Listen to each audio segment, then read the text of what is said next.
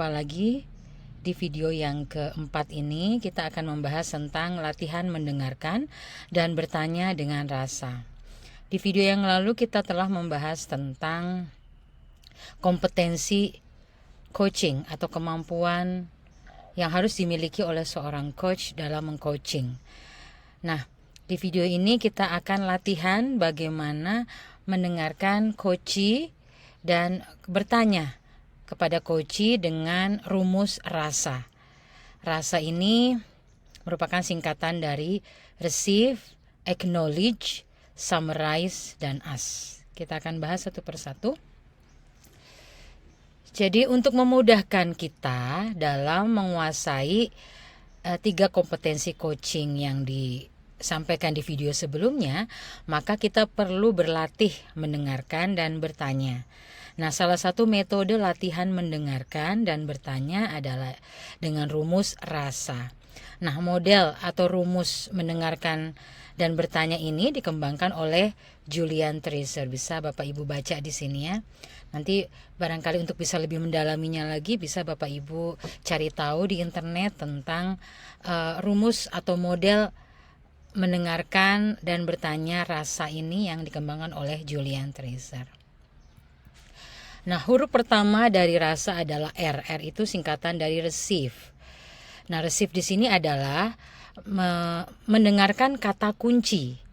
Jadi saat coach kita menyampaikan apa yang menjadi keluhannya, apa yang menjadi permasalahannya atau apa yang menjadi topiknya, itu kita harus mendengarkan dan kita harus bisa menangkap kata kunci yang disampaikan. Nah, kata-kata kuncinya itu cirinya adalah yang pertama diucapkan berulang-ulang atau diucapkan dengan intonasi tertentu atau berupa kata yang aneh,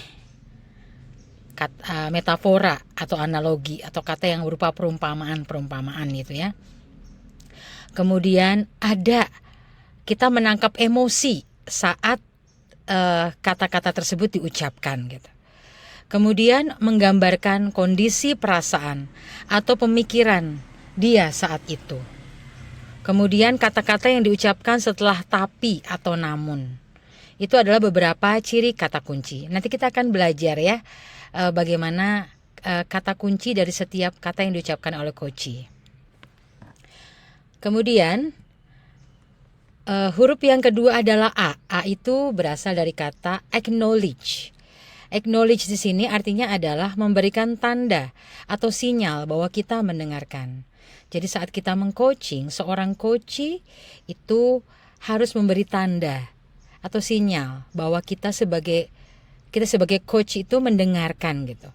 Nah, sinyalnya itu bisa berupa anggukan atau dengan kontak mata. Ini biasanya dilakukan saat coachingnya dilakukan secara tatap muka ya, secara tatap muka. Jadi melihat langsung, kita mengangguk, kita mengadakan kontak mata sebagai coachnya gitu.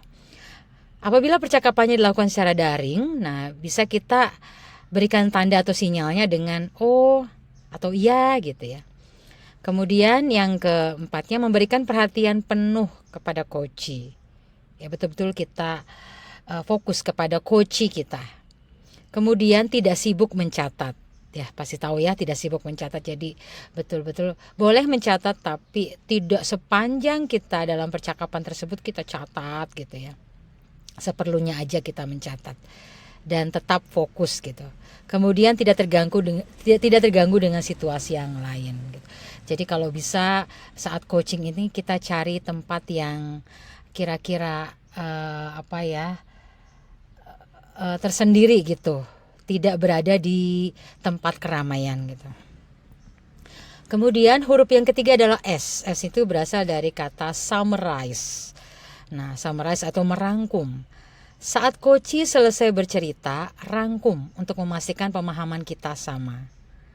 Jadi saat misalkan setelah coachee atau peserta didik kita selesai menjawab pertanyaan kita gitu ya, atau misalkan saat menyampaikan permasalahan pertama kali, jangan lupa kita untuk merangkum.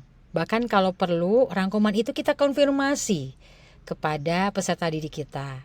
Misal contohnya, Bu, eh, saya setelah lulus dari SMK ini mau melanjutkan ke perguruan tinggi, tapi orang tua saya belum menyetujui kalau saya mau melanjutkan perguruan tinggi karena tidak ada biaya gitu misalkan. Nah, kita perlu rangkum itu. Oh, jadi mau melanjutkan perguruan tinggi tapi orang tua tidak setuju karena kaitannya dengan biaya gitu. Kita konfirmasi ulang ya gitu. Nah, kemudian itu namanya summarize tadi ya. Jadi setiap apa yang dilontarkan kita konfirmasi ulang. Lalu kita ambil kata-kata kuncinya dari kalimat yang diucapkan oleh peserta didik lagi. Tadi kira-kira kata kuncinya apa tuh? Kata kuncinya adalah satu, mau melanjutkan perguruan tinggi, kemudian orang tua belum setuju, dan ketiganya tidak ada biaya gitu. Nah, itu kata-kata itu bisa kita pakai untuk membuat pertanyaan yang nanti akan menggiring peserta didik atau coach kita untuk bisa mengeluarkan ide-ide atau usulannya. Jadi kita sebagai coach itu adalah mengarahkan nanti dengan bertanya ya gitu. Kemudian digunakan juga untuk merangkum potongan-potongan informasi yang telah didapat sebelum ini. Jadi nanti ada di akhir sesi dari coaching ini adalah menyampaikan rangkuman. Nah, saat menyampaikan rangkuman itu, potongan-potongan rangkuman-rangkuman yang sebelumnya itu kita bisa ambil yang poin-poin pentingnya untuk kita sampaikan di akhir coaching saat penyampaian rangkuman gitu ya. Kemudian mintakan konfirmasi dari coach apakah rangkuman kita betul. Setiap kita menyampaikan rangkuman, konfirmasi kepada coach untuk tadi ya, supaya pemahaman kita sama, supaya kita tahu bahwa apa rangkuman yang kita rangkum itu betul gitu, dengan kita konfirmasi kepada coachnya gitu. Kemudian huruf yang terakhir yaitu ada A, itu adalah dari kata as. Nah, kalau yang langkah pertama, kedua, dan ketiga tadi yaitu receive, lalu acknowledge dan summarize, itu adalah keterampilan dalam dalam mendengarkan. Itu kan dalam kegiatan mendengarkan, dilakukan dalam kegiatan mendengarkan, tapi kalau as ini adalah kegiatan bertanya. Jadi rumus rasa ini 3 langkah di awal itu adalah langkah mendengarkan, sedangkan langkah yang berikutnya adalah as. Jadi dalam coaching itu adalah kita mendengarkan terlebih dahulu, baru kemudian kita bisa bertanya ya.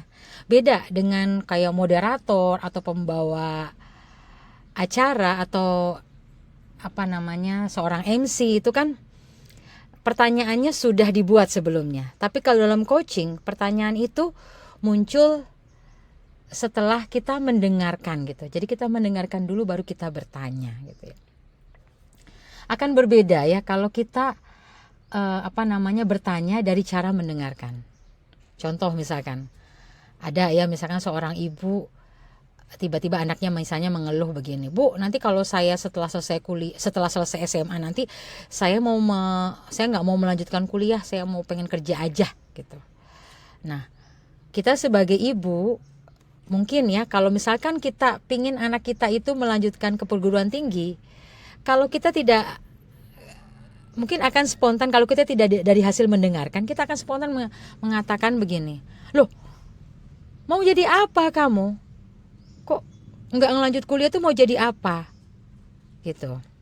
Itu kalau kita tidak hasil mendengarkan. Tapi kalau kita dari hasil mendengarkan, kita hilangkan istilahnya tuh stigma negatif, atau kita hilangkan asumsi tadi, asumsi kemudian juga label dan sebagainya, kita hilangkan, kita betul-betul dengarkan, maka yang terjadi adalah kita akan bertanya begini, oh jadi kenapa tidak mau melanjutkan,